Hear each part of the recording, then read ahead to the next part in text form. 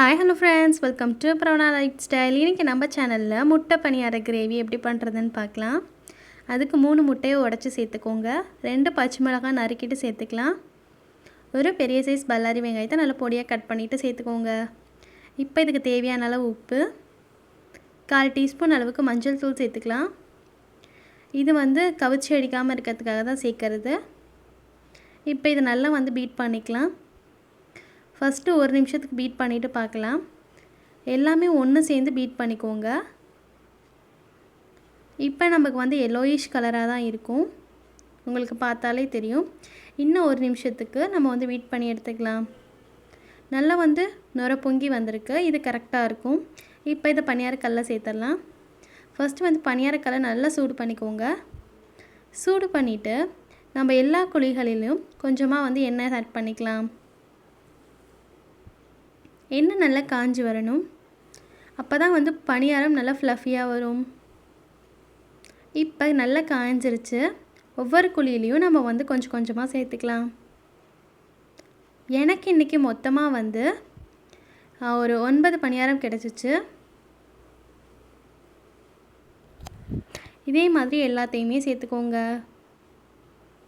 எல்லாமே சேர்த்து ஒரு மூடி போட்டு மூடி வச்சுருங்க. மூடி வச்சு நம்ம திருப்பி போடும்போது நல்லா புசு புசுன்னு கிடைக்கும்.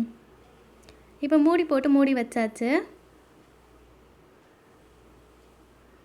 இப்போ ஒரு நிமிஷத்துக்கு குக் ஆகட்டும். 1 நிமிஷத்துக்கு அப்புறம் ஓப்பன் பண்ணிடலாம். பாருங்கள், நல்லா சூப்பராக ஃப்ளஃபியாக இருக்குது. இப்போ இதை பொறுமையாக திருப்பி போட்டுக்கோங்க. கொஞ்சம் ஸ்டிக்கில் திருப்பும்போது கொஞ்சம் வழுக்கிக்கிட்டே இருக்கும், பார்த்து திருப்பிக்கோங்க. பாருங்கள், இதே மாதிரி நம்ம எல்லாத்தையுமே திருப்பிக்கலாம். எல்லாத்தையும் திருப்பிட்டு ஒரு நிமிஷம் குக் ஆகட்டும். இப்படி நம்ம ஸ்பூன் வச்சு எடுத்தோன்னா சூப்பராக எடுக்க வந்துடும். இதே மாதிரி எல்லாத்தையுமே நம்ம எடுத்துடலாம்.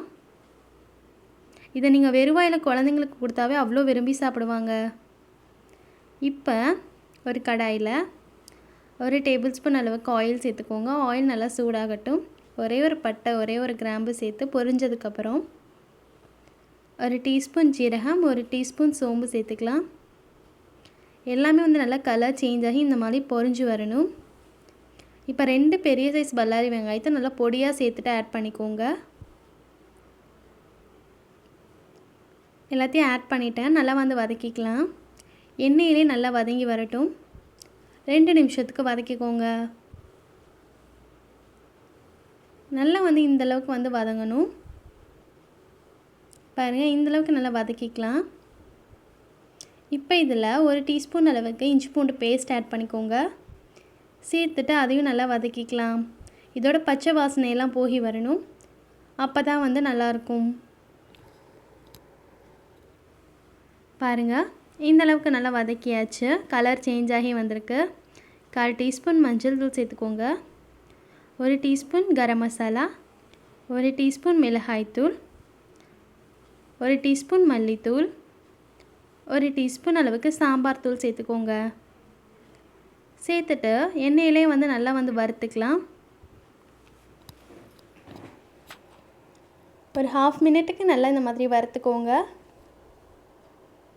இப்போ இதில் ஒரு பெரிய சைஸ் தக்காளியை ஃபைனாக அரைச்சிட்டு இதோட ஆட் பண்ணிக்கோங்க. பேஸ்ட்டாக சேர்க்கும்போது நமக்கு கிரேவி நல்லா திக்காக கிடைக்கும். இப்போ மசாலாஸோட நல்லா வதக்கிக்கலாம். இப்போ அந்த மிக்ஸி ஜாரை அலசி தண்ணி ஆட் பண்ணிக்கோங்க. தண்ணி சேர்த்துட்டு 1 நிமிஷத்துக்கு நல்லா வதக்கிக்கலாம்.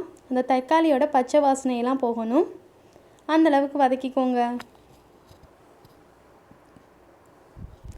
ஒரு நிமிஷத்துலேயே நல்லா எண்ணெய் பிரிஞ்சு வர ஆரம்பிக்கும். அந்த ஸ்டேஜில் இந்த ரெசிபிக்கு தேவையான அளவு உப்பு சேர்த்துக்கலாம். நம்ம இன்றைக்கி செமி கிரேவியாக தான் செய்ய போகிறோம்.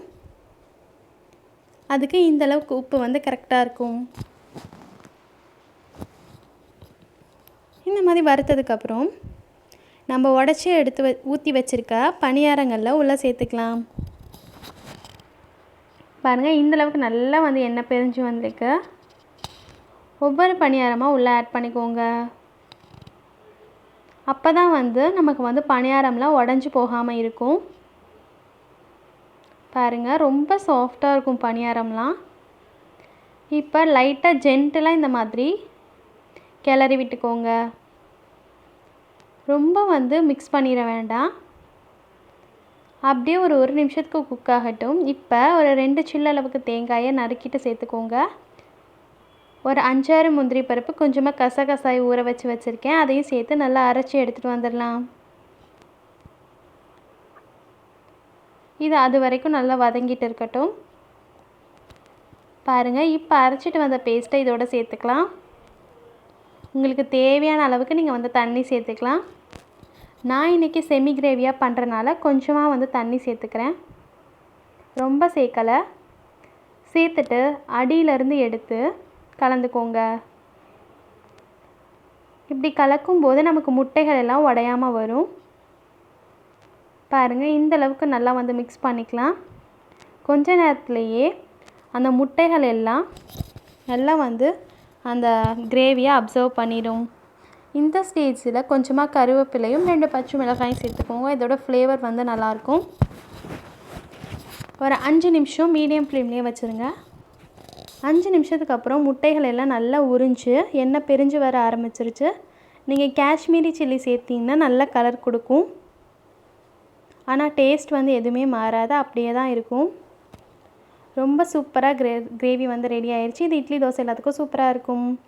இந்த வீடியோ உங்களுக்கு பிடிச்சிருந்துச்சுன்னா மறக்காமல் ஒரு லைக், ஷேர் பண்ணிடுங்க, சப்ஸ்கிரைப் பண்ணிடுங்க. அப்படியே கூடவே இருக்க பெல் ஐக்கானையும் கிளிக் பண்ணிடுங்க. இந்நாள் இனி நல்லாகட்டும். தேங்க்ஸ் ஃபார் வாட்சிங். பாய்.